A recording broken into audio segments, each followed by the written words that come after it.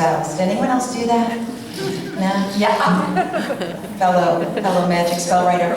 I wrote a whole book of magic spells, and I buried them in my backyard right before springtime in Chicago for the next children to dig out and find, never thinking for a moment that of course they would disintegrate almost instantly in the ground.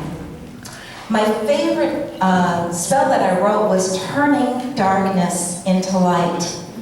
And ever since then in my life, that has been part of our journey together, is how do we learn to turn darkness into light?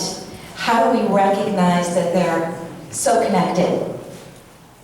So today, Edie and I together would like to take you on a journey of discovery with us to the heart of transformation. For me as a poet, words are very powerful. They can bring us together or tear us apart.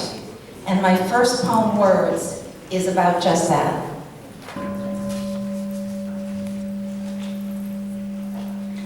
Words. Words break like waves tossed on the ocean, tousled and tampered with by spills of dampened longing. There, lost in the moment, ancient promises turn cold, spill into rivulets of broken dreams, splash, unheard, onto surfaces riven, worn through, and broken, left thirsting in a sea of brine. These same words breathe like prayers in a poem, infused and imbued with a lifetime of longing, traced backwards to the very beginning of time. I, enfolded in word, am flooded and flushed by words, swallowed whole by words, delighted by their taste and feel by the tensile texture of words. So holy are they that the universe, it is said, was breathed into being by word.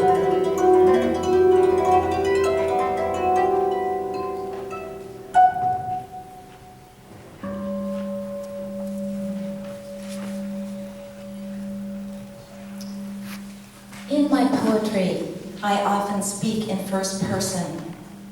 But in truth, we don't really experience life in such a singular way. As an audience, I ask you to become the I in my poems. When I write, there's no act of separation between me and you. The words to this next poem blew into me on the wind. When I went inside to write them down, they disappeared. So I went back outside, and there was the entire poem. Perhaps this next poem truly is the wind speaking to all of us. Wind. It is a day unlike any other, with winds whipping heedlessly through the trees, bypassing borders and edges, entering through the hidden portals into my heart. In windswept moments, I travel over wild and uneven terrain to the very heart of the world. I travel these roadways and find you there, all of you, each and every one. I find the angel's song, the last harp played, the cellos, the violas, the flutes. It's all there. Voices calling out to each other, the singing of sacrosanct words, all judgment dead, rising, a bird flying, a whale breaching. And then, for a moment, it stops. It is a small stillness, deep and inviolate, like drums in a sacred ceremony that stop. I drop through the silence, intoxicated, breathless, taken to places I have always yearned for, always known. Here, no facade of separateness sets us apart.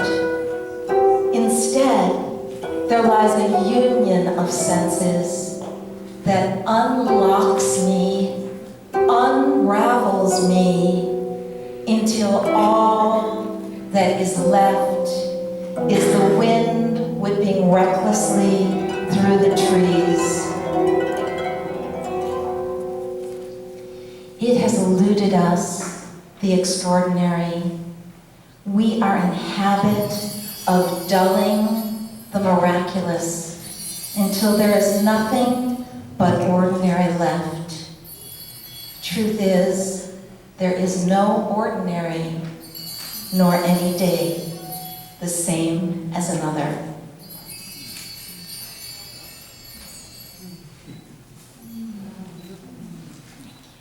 Thank you.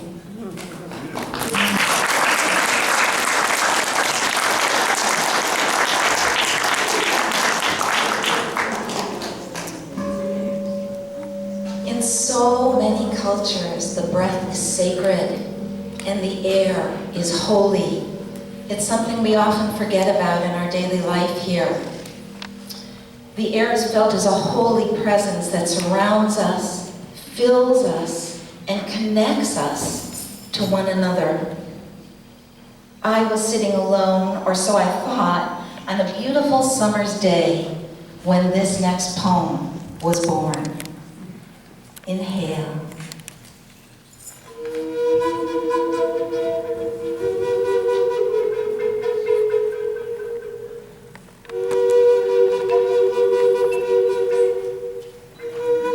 I sit here alone in the sunlight and breathe in the air. Or perhaps it is the air which breathes me. We are in love, the air and I, breath flowing from one to the other. Who knows who does the breathing? I sit alone, or that is what I believe, but that is not possible. I am embraced by, or is it I that embrace? Bird song, tree dance, blue sky, flooding color. Chimes sway and chant hymns in the distance. Insects hover and mate and pollinate. Somewhere water flows and music beats out beats in the hot air. A woman in a blue dress spins and dances with abandon. My grandmother turns and sighs in her afternoon sleep. And I sit in the sunlight as we inhale each other, the air and I. We are in love.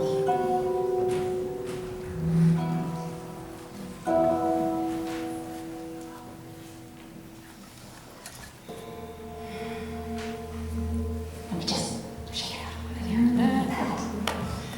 Okay, this next poem is called Sonata in a Minor Key, Sensing Beauty. A sonata has 3 parts and a coda, as far as I know. And this poem also has 3 parts and a coda. So Edie's going to ring a bell in between each section of the poem. The poem was written because it's a challenging time on our very beautiful planet Earth.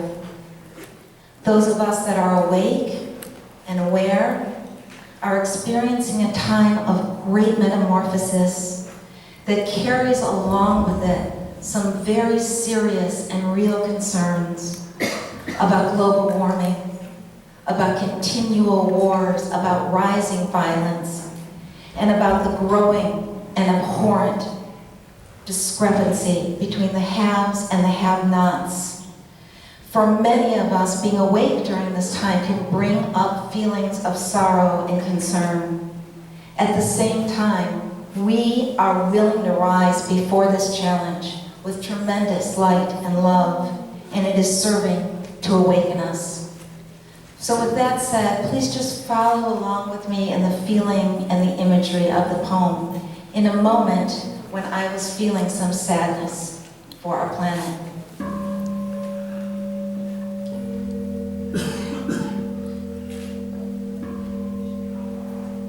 Sonata in a minor key, sensing beauty. This is what I have learned, that words don't do justice, that love can conquer all, but sometimes doesn't, that somewhere in the blazing yellow heat of day, a bird chooses stillness over song. You would think the time would come when wisdom would rise like a tidal wave. You would think on a day in late autumn when leaves veil the ground in gold, doubt would give way entirely. Where would we be then? When words have ceased and all that is left is moonlight and water and the silence of birds on high in flight. I turn and touch your hand, breathing in the sweet comfort of you beside me.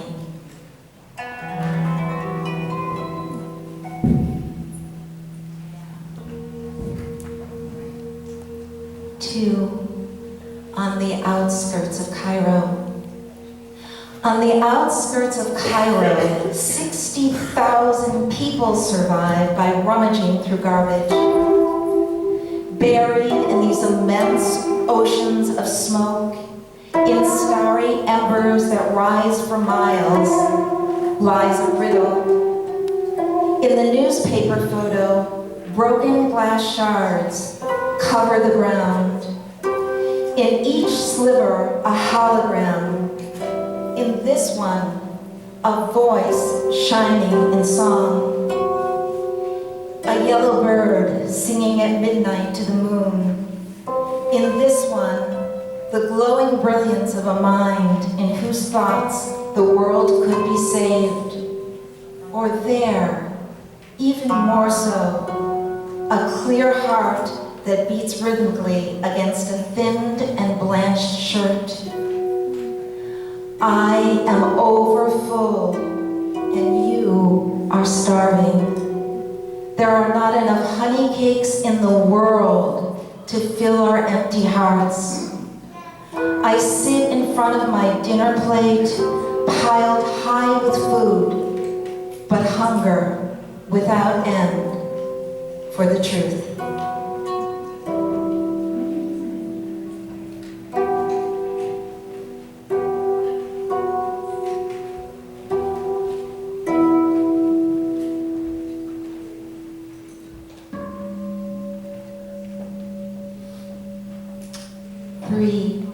The final chapter. The final chapter had rain coming down, not just any rain, turquoise droplets. They fell rhythmically, dancing over enclosed glass windows, hitting the ground with warmth. Shortly after it began, a cello started to play. I looked across the room at you, put out my hand in a gesture of longing. We rose, reaching out to one another, and began dancing. The bees have stopped coming. There were those of us who wished our whole lives not to be stung. But then we realized that being stung was not the worst thing that could happened to us. We needed honey to sweeten our lives. We needed the food to be pollinated. We wanted them back. But instead, we got turquoise rain and cellos and the slow swaying wonder of each other.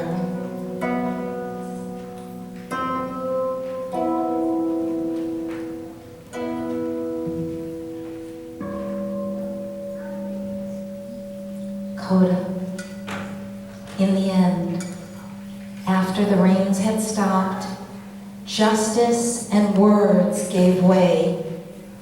With exquisite grace, there rose instead a fluid river of white birds taking flight.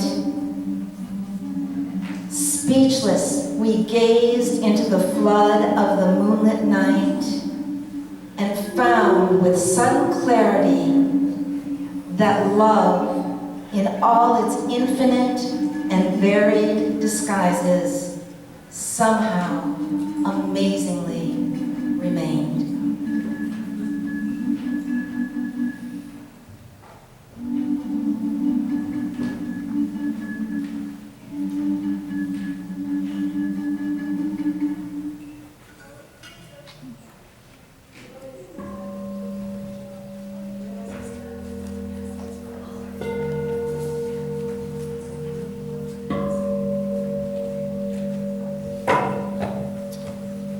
June Jordan, who is a close, or was a close friend, of Alice Walker, wrote these beautiful words. She said, "We are the ones we have been waiting for." In my next poem, Finding You, you is used in the way Rumi might use it. It is an all-encompassing you that we have all been searching for. Finding you.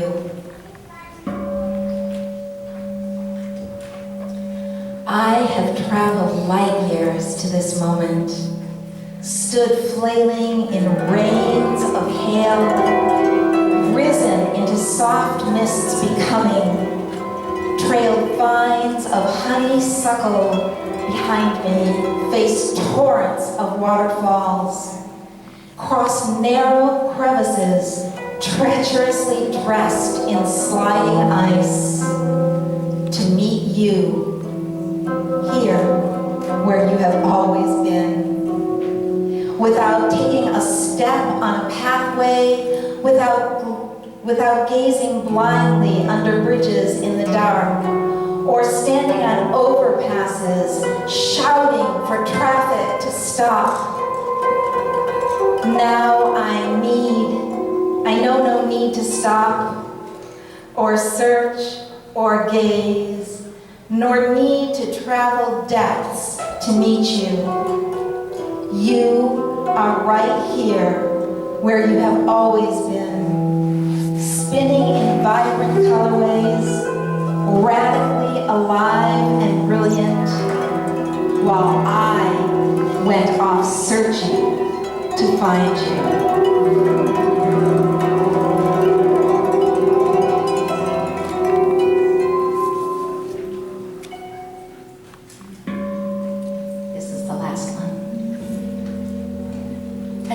Share my final poem with all of you, so I'm asking for your participation. This is the first time I've done this, so you're going to have to encourage me here a little bit. This is a participatory poem. I will read a line, and you will repeat it with all of the possible love and light that you have within you shining through as we move through this transformative process together. So let's try the first line, and I'll see how well you do. Everyone in the back, too, I need you, so come on up. Come on in. Great to have you in closer, thank you. And anyone who wants to stand up to this poem is welcome to. Here is the first line. See if you can follow this. We are the song singing. We are the song singing. Beautiful. Okay. Here we go. We are the song singing. We are the song singing. We are the dance dancing. We are the dance dancing. We are tenderness touching. We are tenderness touching. We are the radiance of stars spilling forth into light. We are the radiance of stars spilling forth into light. We are the heart beating